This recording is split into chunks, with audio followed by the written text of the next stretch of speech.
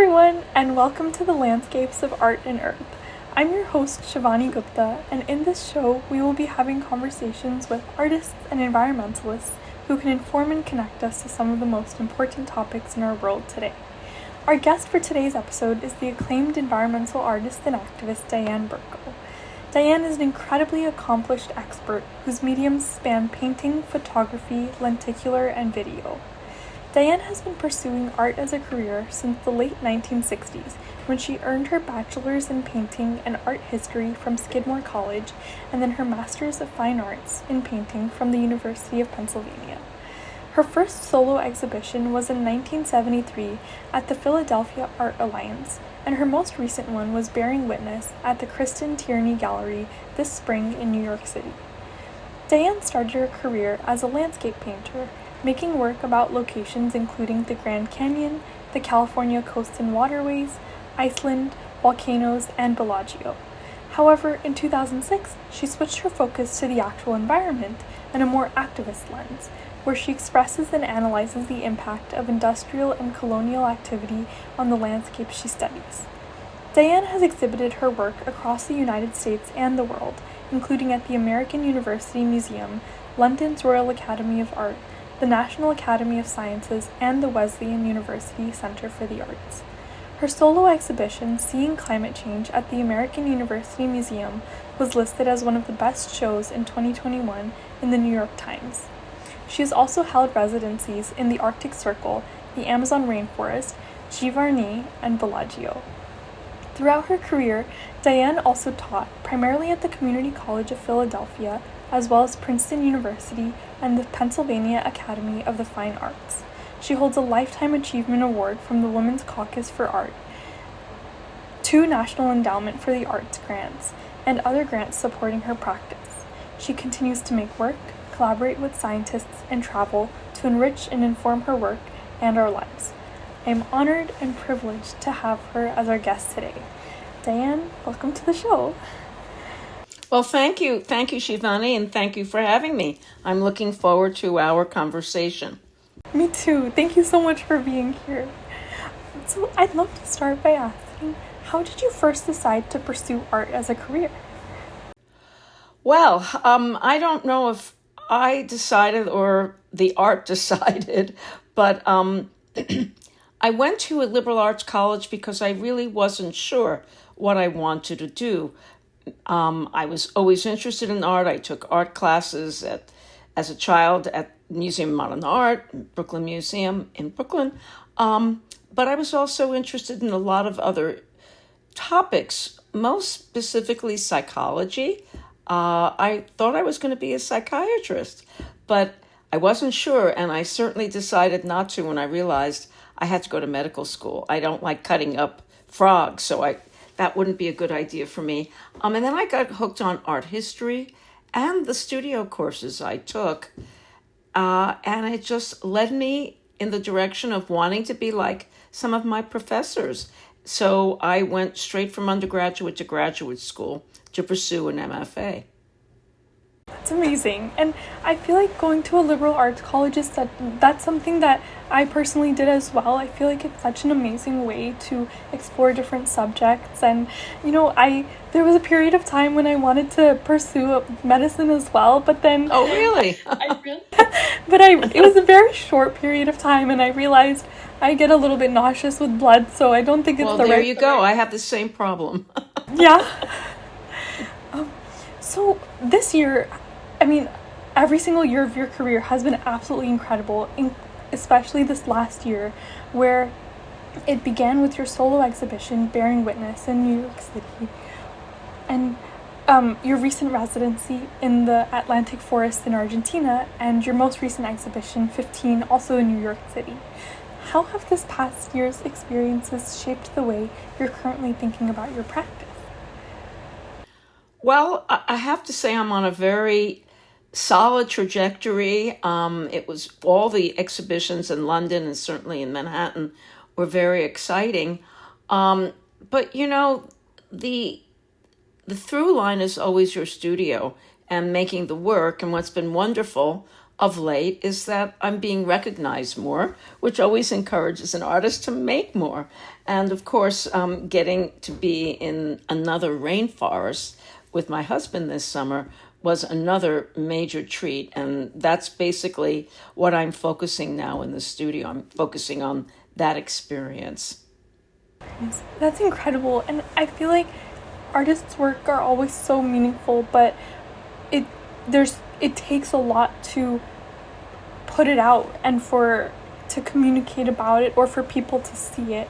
So I can imagine that I mean, you're an expert in your field and you've received incredible recognition, but I can imagine that any kind of recognition is just propels you forward.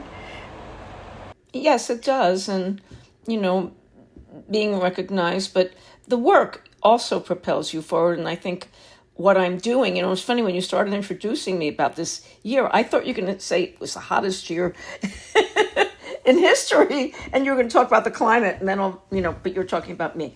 But yeah, yes, it's all, yeah, but it's those issues. It's what's going on in the world and my concern about the environment that really also propels me forward.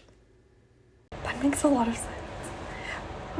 So what does your research process look like today, from going from fieldwork to your studio? Well, just as it's just what you described, but it does start before I go into the field. It starts always with curiosity. It starts with reading an article, or, there's a general concern about climate change that I've had for 20 years. But, I get on to thinking about one particular thing that stirs my curiosity and my interest, and then I start reading about it. I start researching it because I'm what they call a research artist. And then that propels me to want to get there, to see it in person. So that's the next step, if I'm fortunate enough, to get a residency or get an opportunity to go. And then I'm there gathering the information, mostly through a camera. I haven't done en plein air painting in a number of years, on site, although I did it when I did a volcano project. But so I'm gathering visual information, but I'm also gathering emotional information, sensory information, and also more information from the people who live there. So all that, the combination of that, is sort of a confluence of experiences. That's what I bring back to the studio, and then hopefully something will happen. And it usually does. That's amazing. And your process is often described as well as your exhibition at the Kristen Tierney Gallery, bearing witness. So it's really could you maybe touch a little bit more upon that phrase? You mean on that exhibition?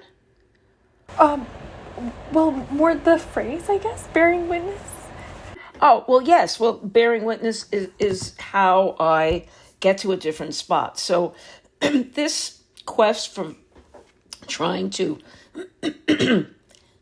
I can't save the planet, but in my mind, I'm trying to bring the discussion and the awareness to the public. But I need to do it through my own language, which is the language of paint. So when I first began this quest, I looked at what is the most visual, not definition, but what's the most visual evidence that people are aware of that maybe the climate is melting? Well, obviously ice. Ice melts and glaciers were melting and sea level rise was happening. So the CO2 in the atmosphere was doing this. So my first quest was looking at glaciers.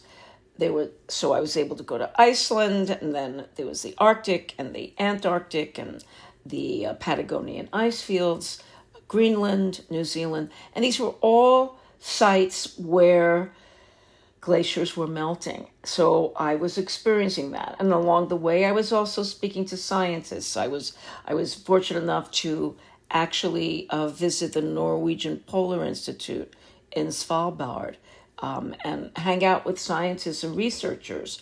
So it's the quest. And then from there, after many years of that, the next issue that interested me, because actually I was flying over Australia from New Zealand, so I had the opportunity to go to the Great Barrier Reef.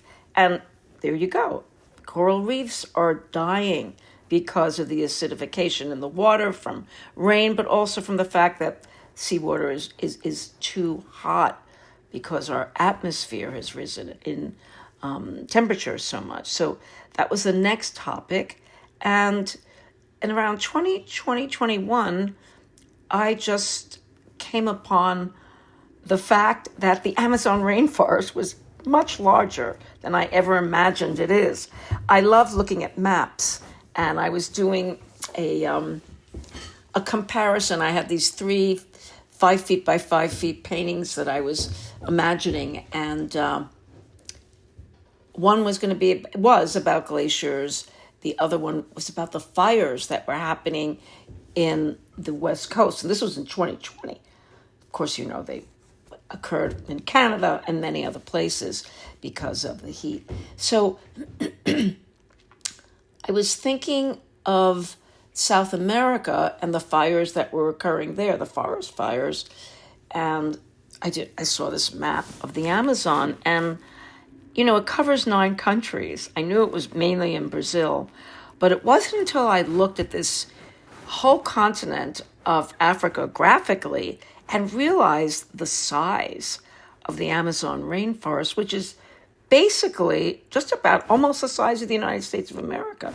especially if you look at the area just east of the Rockies. Basically, that's the size, that's the land mass.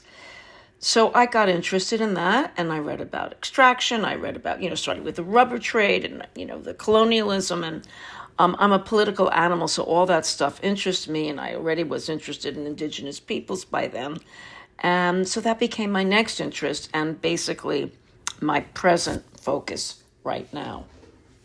It's incredible, and I deeply admire how holistic your process is with research that looks like reading and going in person, speaking with people who live there, speaking with scientists. It's really immersing. Immersing feels like an understatement. It feels like you're really living that life so you can tell that story.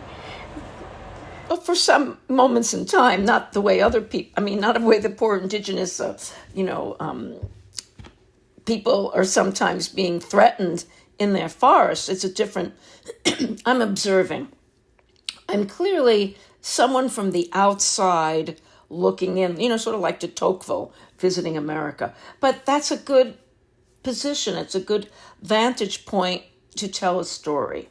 And that's one of the things I try to do. That's amazing. Thank you. How has your research process evolved since you began working with scientists? Well, it depends upon what information I get from scientists. I think in the beginning, I really relied on glaciologists. They were my first group of my first scientific support system.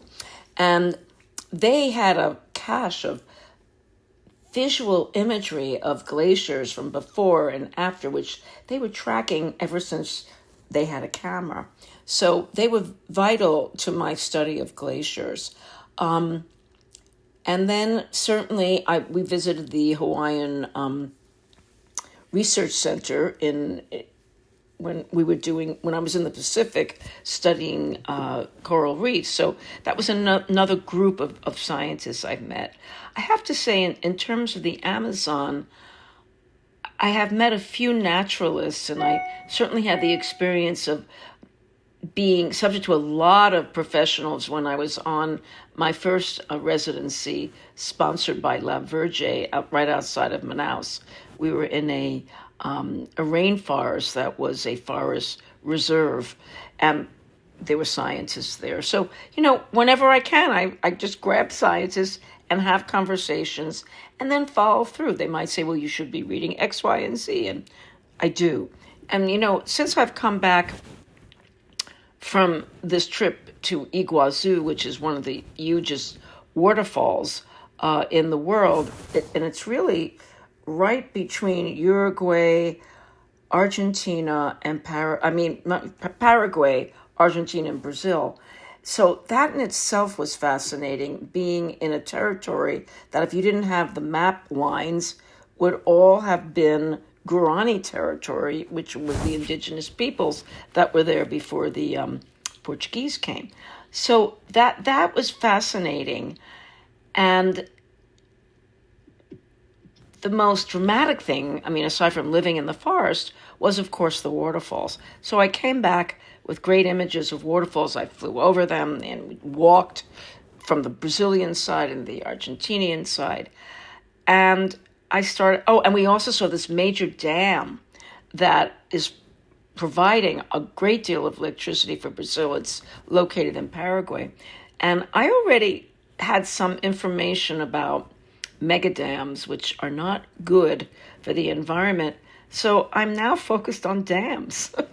So this is leading me to a whole series of paintings that aren't painted yet, but they're all in my mind, maps and ideas about mega dams, like Three Gorges Dam in China, which it's been a disaster. And in 2023, when I was on this residency outside of Manaus, I visited one of the most environmental devastating happenings that ever, I think it was in 1990-ish, happened in this dam called Balbina Dam. And I did make paintings about that then. So now I'm returning to that. So it's sort of like I got the knowledge then, and now it's sort of being reinforced.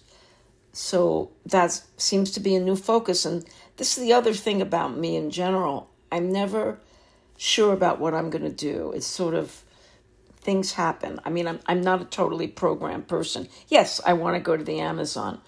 What I'm going to paint, what I'm going to focus on, that remains to be seen.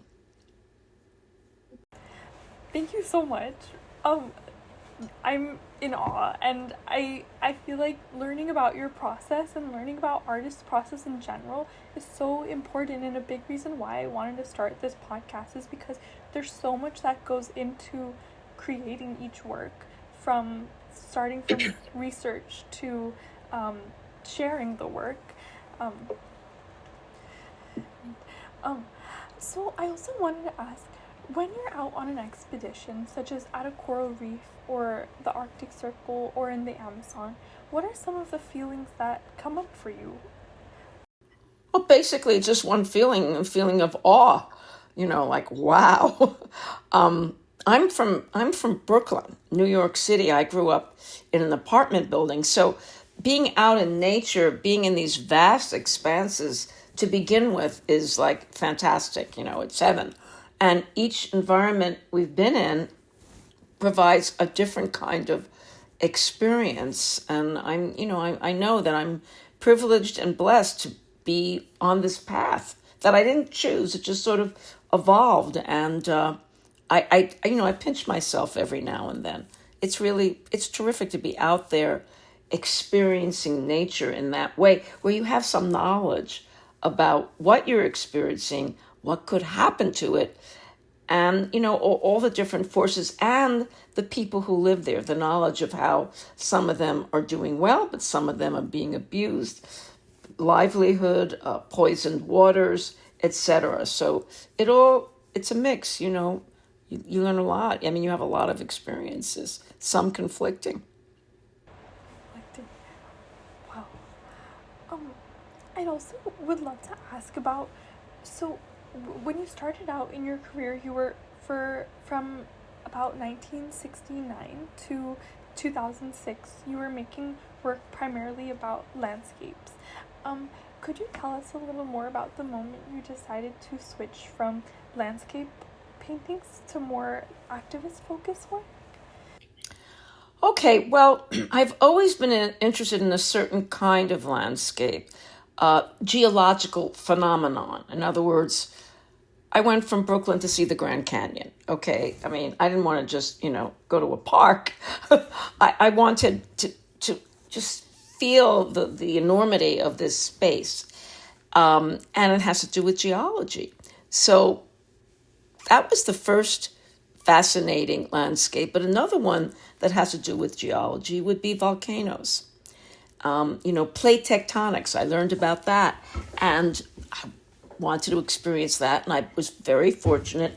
I got a major grant from the Leeway Foundation in 2000, and that allowed me to travel to a number of locations with major volcanoes. One of the things that I've been doing, and I always want to do, is look down on the land, sort of because I like maps and it's more abstract. So from the beginning, I would fly if I could, in a helicopter, in a Cessna fixed wing. Even I've been in hot air balloons, and look, photograph and look down on the land. So that was crucial, and I was able to do that because of this grant. So I was in Etna in Sicily. I was, all over there. But my first trip was to Iceland.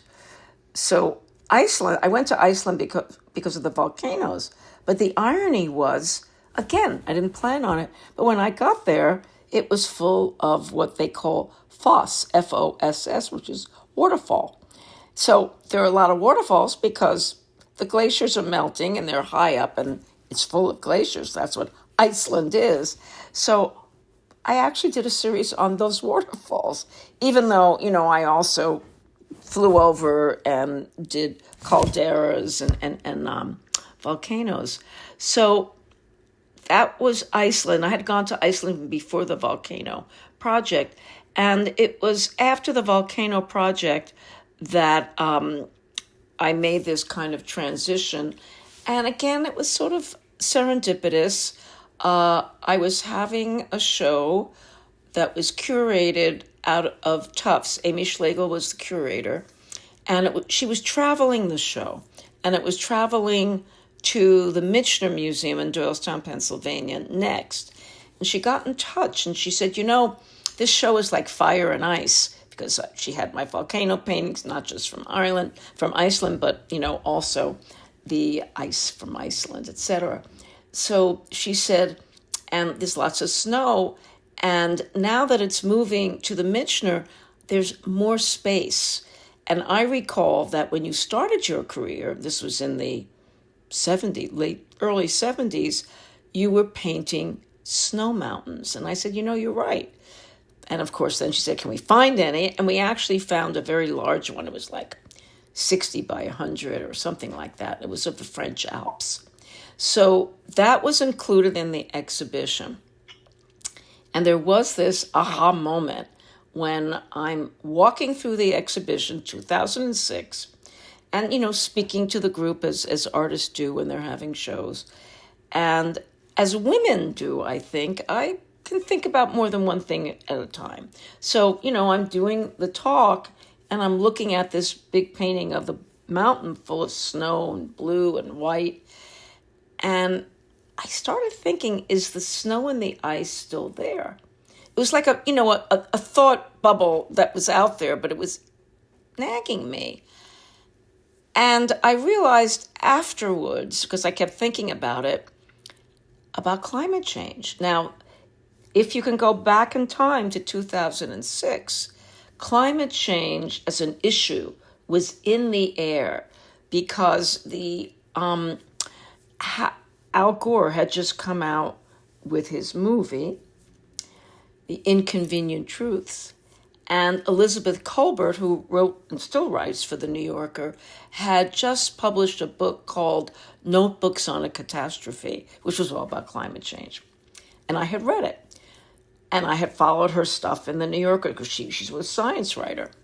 So it was buzzing in my head, and I left that show, went back to my studio. Now, first of all, whenever you finish a whole project or a series, you never know what you're going to do next, and artists, I think all of us, have moments where I don't know what I'm going to do. You're not always sure. But I had this feeling, I know what I'm going to do. I have to start painting about climate change. So that was it. And believe me, it was not, I made the first painting and it was magic. But I started studying, I started reading, And slowly but surely, I built up a body of work about that. That was the beginning. That was the big. So that moment when you were wondering about, um, is the ice still there? Was that informed by climate change knowledge in the past, or was it kind of just like a Well, curious? it was the book. I already had read the book. Climate change was on the front page of papers then. Not that it was a new issue. I mean, James Hansen in 1998 spoke to Congress and used the word global warming, which was then no longer a good word. So they came up with another word, not global warming, but climate change. It's more neutral. Although in this day and age, nothing under the regime we're here is neutral. You can't even use the word climate change in certain states in the United States. But anyway, it was in the air, and I'm an aware person, so I was aware of it. And I'm painting landscapes. So what's the point of painting beautiful landscapes if they may not be there tomorrow, and I'm not doing anything to try to change it? And that was sort of the transition. It went from landscape painting to environmental painting, where I was really becoming very aware of issues of climate, science, etc. That makes a lot of sense. Like you have have had a very deep connection with the landscapes that you paint. Yeah, to begin with, right. To begin with. True. That makes sense. So I'd love to transition into asking about the overall ability of art to bridge the gap between humans, and science, particularly about the environment. I'd love to ask your perspective on that, kind of for art's ability to bridge that gap. Well, I think art in general has the ability to do that. And when I say art, I'm speaking about art in the broadest sense. It's music, it's dance, it's theater, it's film, it's documentary film, it's performance, it's installation. It's the artistic vision. Now, what do all those topics nouns I just threw out there, what do they have in common? They all need your response. They all elicit some kind of an emotional response from the viewer. I mean, people who go to concerts love music. They don't love music because they necessarily can read the notes. They love music because of the emotional feeling they get from it. People do the same with film, and people who look at art are sensitive to that and become more sensitive. So art is a bridge to information. And painting about climate change is not new. Artists were doing it, way back in the 19th century. I mean, there were many examples of it. So I'm just carrying on a tradition. And there are many contemporary artists today who, in their own ways, in their own styles, are making art about this issue. And it's not hitting you in the face necessarily, but it's about that. They're content driven. Sure. That is a very incredible learning for me. I think the idea of, concert goers go because they love the music, not necessarily because they need to or have to understand how the music is made. Because Right.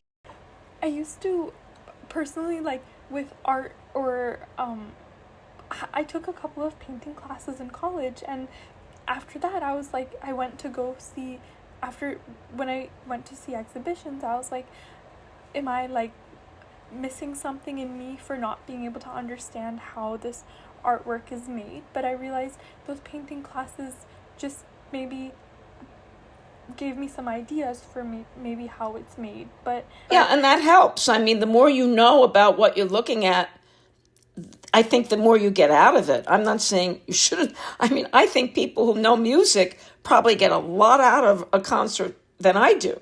You know what I mean? And you immerse yourself. People who are really into, and anyone can learn about music, can learn about art history, or go to museums. The more you look, the more you know. I mean, when I was a kid and I went to my first museum, there was a, who was it? there was an an Albers painting. Albers was uh, he was a refugee artist from Germany during World War II, from the Bauhaus, and he came here and he started the school. He ran a department at Yale University eventually, but his paintings to a teenager, it was like I remember saying to a grown-up I was with, it's just one box inside of another box inside of another box. That's art? I mean, I said that. Now I teach it.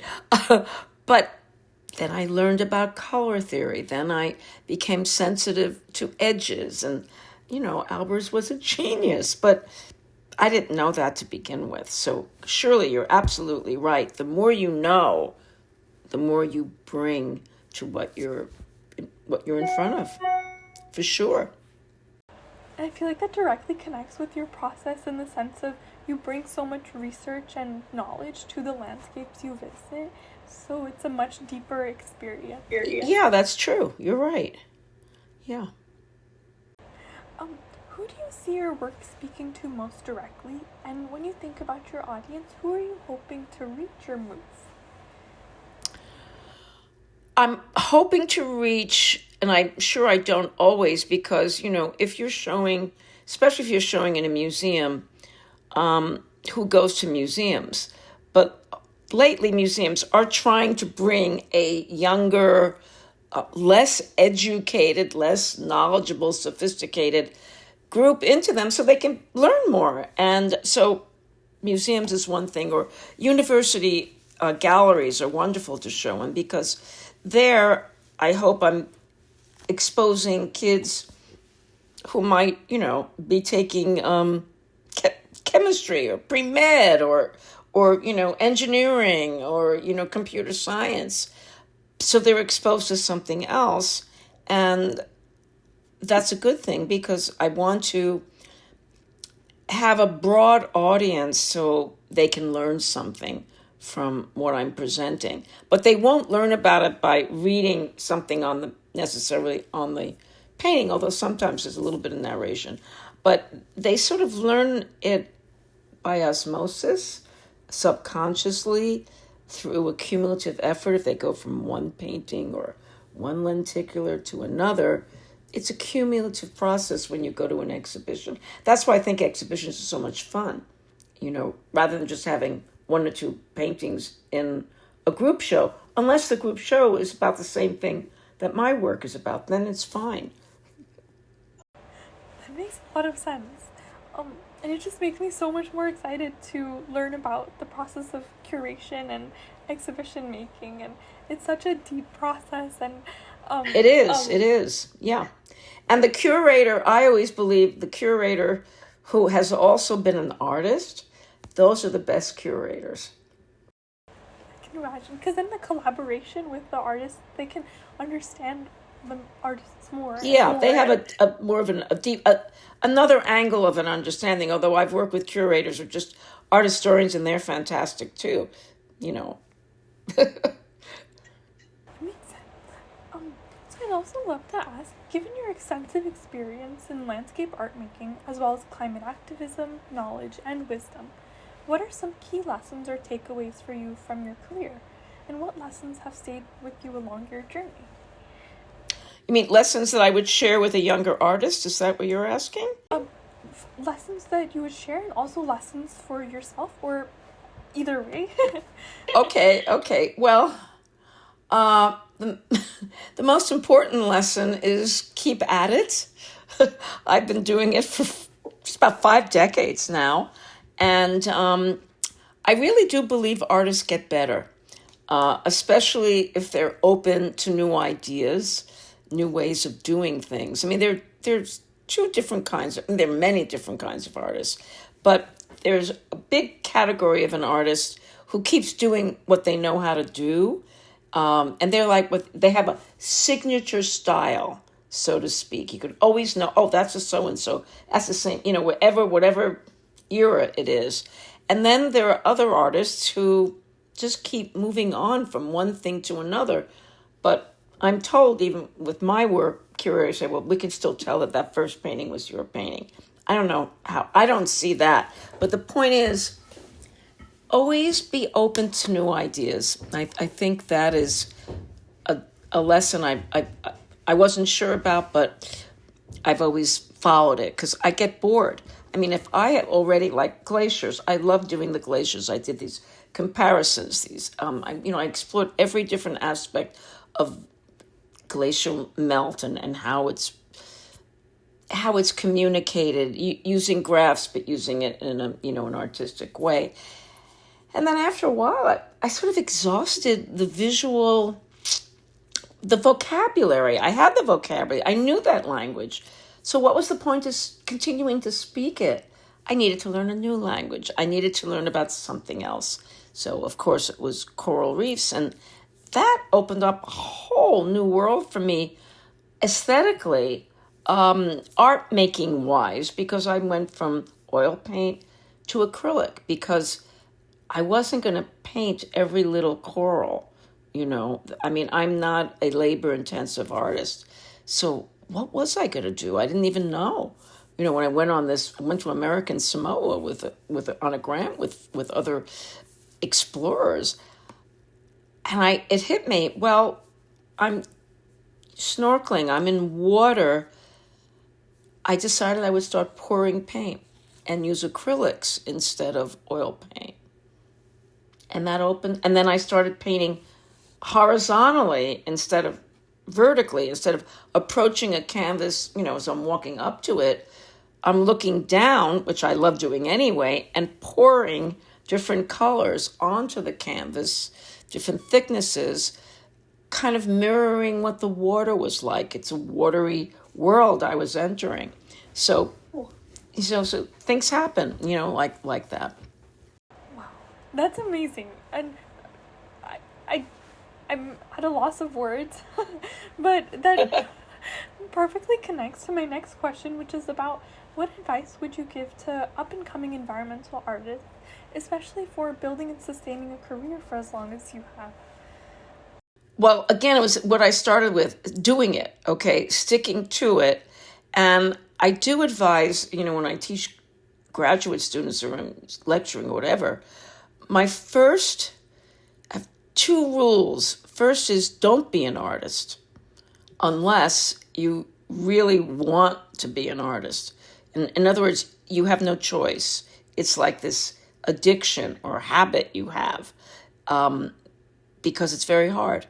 And then if you make that choice, get a day job.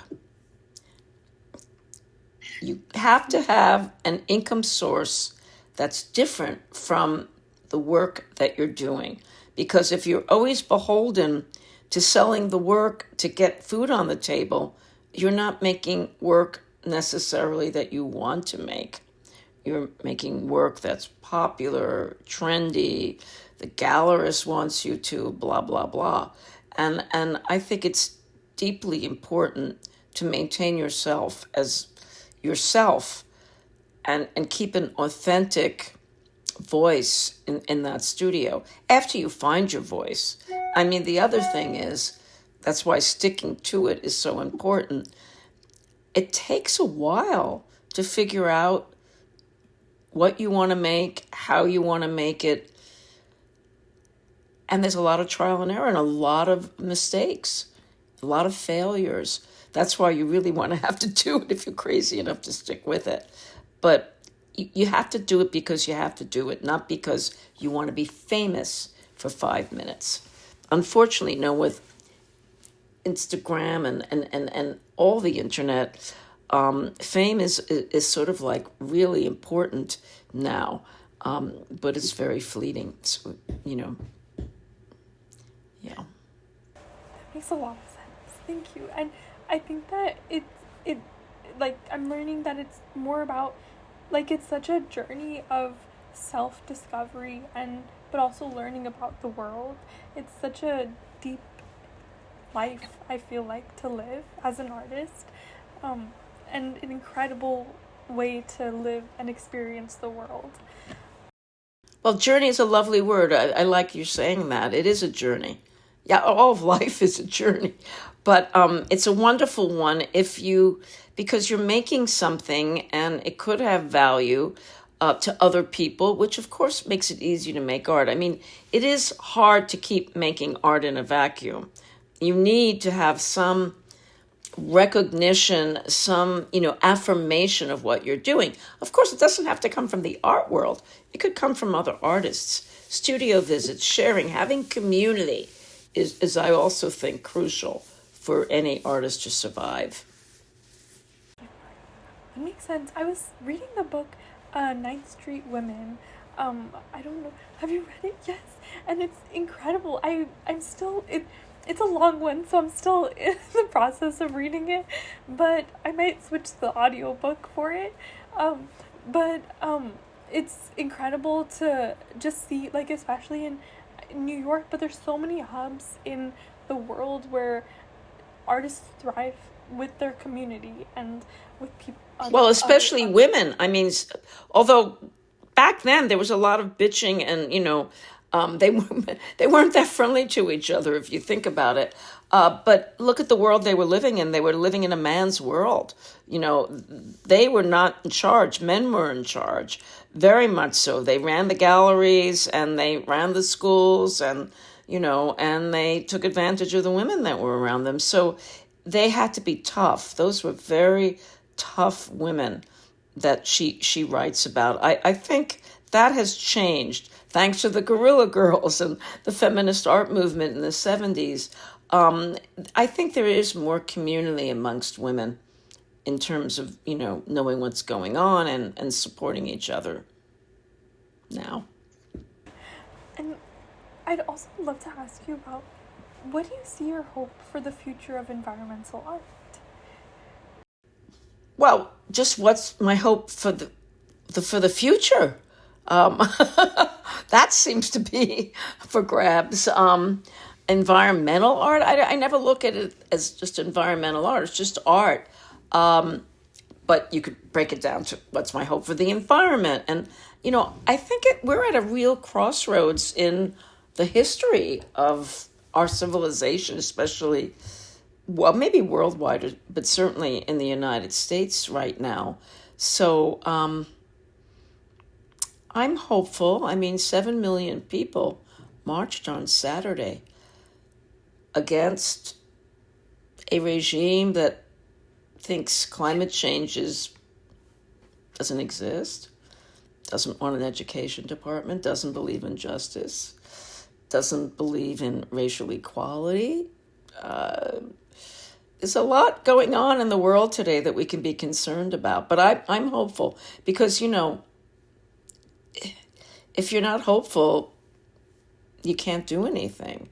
Dread is not the answer. So one has to go forward and be hopeful. So I'm hopeful. Absolutely.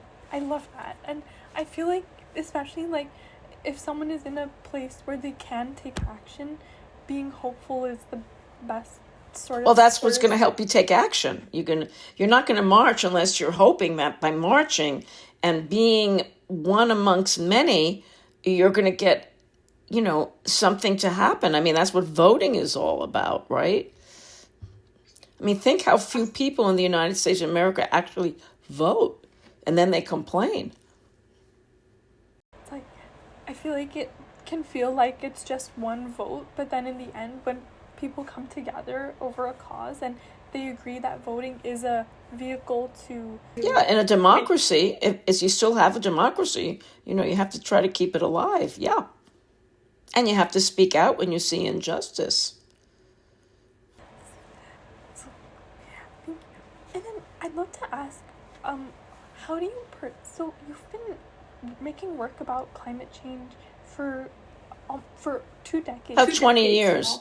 Yeah. So I can imagine, and with your deep relationship to the landscapes and your work, how do you personally deal with the issue of climate change and your feelings around it? How do I personally deal with it? Or however, I guess, how do you process the kind of issue of climate change? being so close to it? Well, like I just said, I just try to stay hopeful. I'm with people who, you know, have they have the knowledge and they have the wherewithal to persevere, do their work, and speak out and educate and be with people of like minds, but also with people who don't think the way you do. I think it's crucial for these two different, you know, the right and the left and the red and the blue. There needs to be conversation between, and you know, I'm always open for that when I give public lectures. One of the things that I've been doing for almost 20 years is when I do an exhibition, and you know, we make the arrangements with the university or a curator, I have a request that we just can't do an exhibition. There has to be the guarantee of some kind of public programming, whether it's a panel of scientists and artists, whether it's a speaker, whether I give a lecture, whatever. There has to be a dialogue and public engagement that goes on about issues and the work. In other words, linking the two things together. So that's one way I try to maintain, you know, it helps me get through the day. But super personally, I haven't eaten meat in 45 years. So that's my own, it's, you know, aside from, you know, taking care of the land, and we have a garden, we have 3 acres, but that's a very important part of my personal life, I guess. Wow. That's amazing. And then my last question, Diane, is could you please tell us about your upcoming projects and endeavors? Well, I think I already did. I spilled the beans. I told you I'm interested in mega dams.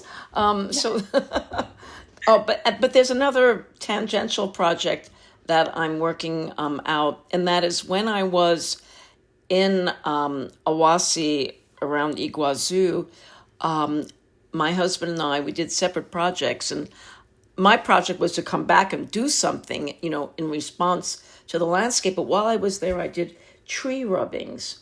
Learned a lot about the trees. We had a wonderful guide who was a naturalist, and we kept learning about all the trees in the area.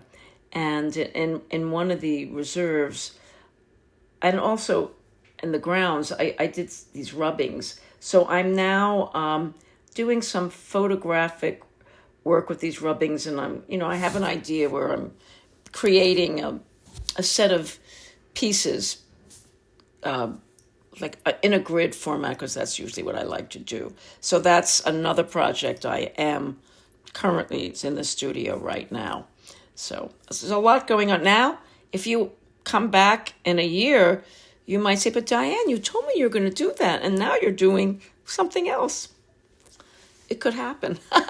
Absolutely. Well, Diane, this has been an incredible conversation. I'm so thankful to you for your time and your kindness. And those are all of my questions for today. Shivani, it's been really wonderful speaking with you. I appreciate your enthusiasm, your preparation, and you've asked good questions. You've made me think. I'm just sitting here. I'm not prepared with a script, and you've made me think about things and made me be more thoughtful than I sometimes can be. So I appreciate the opportunity as well. Thank you so much. And thank you all. Thank you all so much for listening, and if you have any questions, comments, or concerns, please feel free to reach me at shivanigupta416@gmail.com. I'll be making sure to link Diane's website in the description, and that's all for now. We'll see you next time on the Landscapes of Art and Earth.